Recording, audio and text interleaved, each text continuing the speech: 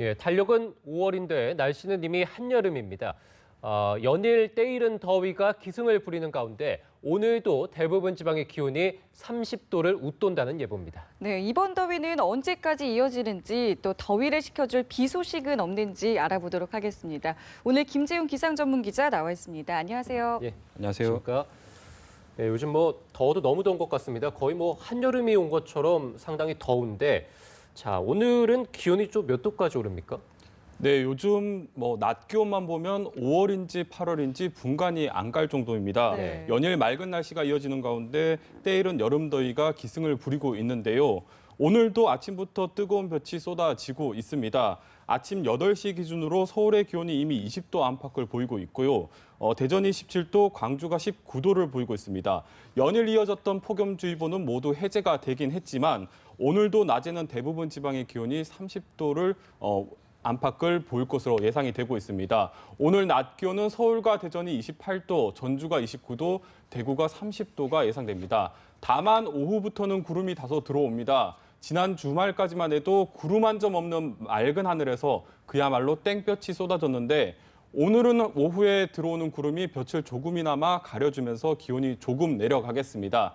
또 자외선 지수도 요 며칠보단 조금 낮아지겠는데요. 하지만 평소보단 자외선 지수가 높은 만큼 낮에 외출할 계획이 있다면 자외선 대비에도 잘 하셔서 나가셔야겠습니다. 5월인데 벌써부터 이렇게 더우면 이번 여름은 얼마나 더울까 저뿐만 아니라 아마 많은 분들이 생각을 하실 것 같은데 이럴 때 좀 비가 오면 좋을 것 같거든요. 비 소식은 없나요? 네, 이렇게 더운 날일 때 계속되면 가장 기다려지는 것이 바로 비 소식인데요. 네. 바로 내일 이 더위를 식혀줄 비 소식이 전국에 있습니다. 서해상에서 발달하는 비구름이 내일 새벽부터 우리나라 상공으로 몰려와서 전국에 비를 뿌리겠습니다. 예상되는 비의 양은 중부지방에 10에서 40mm, 강원 동해안은 5에서 20mm로 양은 많지는 않지만 더위를 식히기에는 충분할 것으로 보입니다. 이번 비는 모레 오후에 서쪽 지방을 시작으로 밤에는 대부분 지방에서 그칠 전망입니다. 모처럼의 비가 열기를 식혀주면서 때이른 더위는 한풀 꺾이겠습니다. 내일은 서울의 낮 기온이 21도 안팎에 머물겠고요. 대전 24도, 부산은 21도로 대부분 지방이 오늘 기온보다는 7도 가까이 내려가겠습니다. 비구름이 물러간 뒤에는 다시 기온이 다소 오릅니다.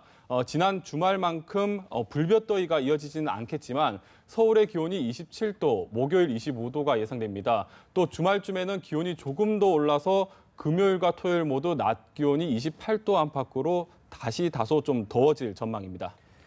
예, 저희가 작년에도 그랬고 올해도 작년 같은 경우는 봄부터 해서 비도 별로 내리지 않았고 상당히 더웠고요. 자, 올해도 마찬가지인데 자, 이제 날씨만 보면 5월이지만 여름이 아닌가 싶기도 하거든요. 실제로 보면 어떻습니까? 5월은 이제 좀 여름으로 봐야 되지 않을까 싶기도 한데.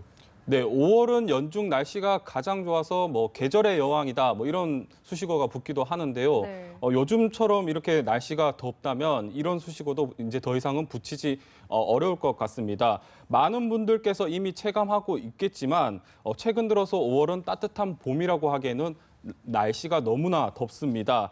실제로 기상학적인 기준에서도 최근 여름은 6월이 아닌 5월에 이미 시작이 되고 있는데요.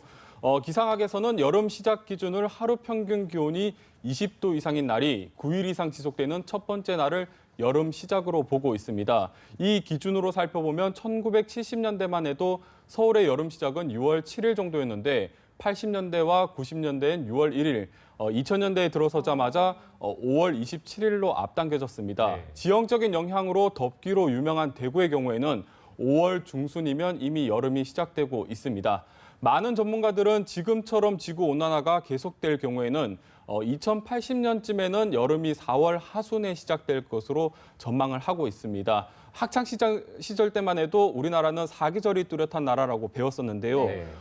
가속화되고 있는 지구온난화에 한반도의 사계절이 사라지고 있습니다. 네. 30도만 넘어도 이렇게 더운데 인도에서는 지금 50도에 육박하는 기록적인 폭염이 덮쳤다고 하고요. 자, 이런가 하면은 미국에서는 때 아닌 눈이 쏟아졌다고 하는데 이런 기상 이변 왜 발생을 하는 겁니까? 네, 한반도뿐만 아니라 지구촌 곳곳에서는 최근 들어서 극심한 기상이변이 발생을 하고 있습니다. 먼저 인도의 경우 사상 최악의 폭염이 이어지고 있는데요.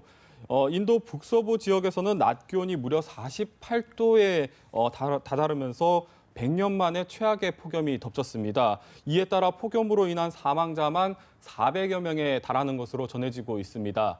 반면 중국 남부 지역에서는 물난리를 겪고 있습니다. 중국 광둥성 마오밍시에서는 폭우로 쑥대밭이 됐고 50만 명이 넘는 이재민과 십수명의 사상자가 발생했습니다.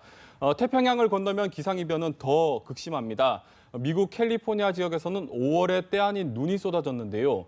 30cm가 넘는 폭설로 곳곳에 도로 교통이 마비되고 항공기 연착 사태가 빚어진 것으로 전해지고 있습니다. 이처럼 세계 곳곳에서 기상이변으로 신음하는 것은 앞서 전해드린 대로 가속화되고 있는 지구 온난화의 영향이 큰데요. 네. 실제로 작년부터 전 지구의 기온이 7개월째 가장 더운 달 기록을 이어가고 있고요. 또 여러 기관에 따르면 올해가 관측사상 가장 더운 해가 될 것이라고 예측을 하고 있습니다.